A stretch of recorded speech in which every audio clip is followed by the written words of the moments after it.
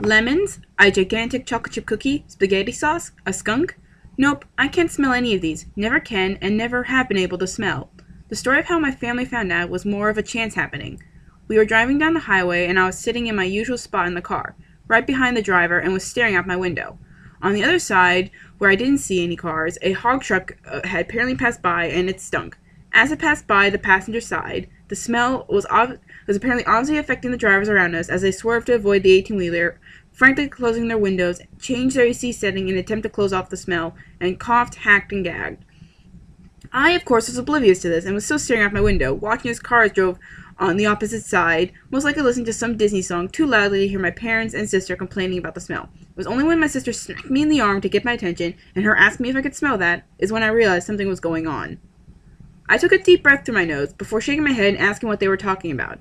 I then tuned into the cars that were driving on our side of the road, who had all backed away from the car, creating an invisible force field around it, and watched as those stupid enough to try and drive by forgot their plan and pull back, frantically closing their windows, and thus began my long journey of living without smell.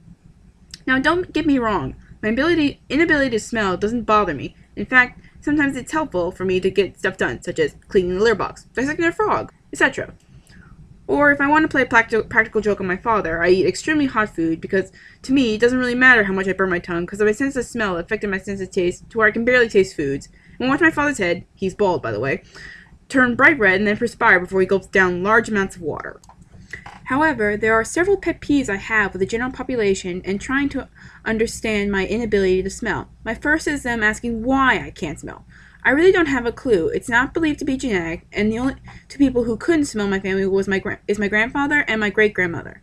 My grandfather lost his sense of smell after falling off a skyscraper, landing face first on the concrete, breaking all the bones in his face, and surviving.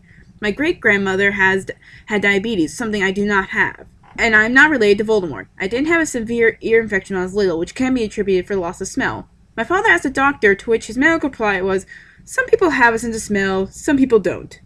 Another pet peeve I have is, once I tell people I can't smell, they never stop asking me if I can smell this or that. The conversations normally go something like this. So, I heard you can't smell. You'd be correct. So you can't smell fresh bread? No. Perfume? No. Pie? No. I understand and tolerate the first few times, but once it becomes repetitive and for a long period of time in one day, I get annoyed.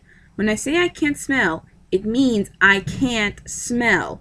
The only thing I can smell, which is really just a tingling in my nose, is gas from a gas station, which I guess will be helpful for me in the long run and when I live by myself. I understand that it's an odd occurrence and there are very few people that are like me. I don't think I'll ever know why I can't smell, and I don't really care anymore that I can't.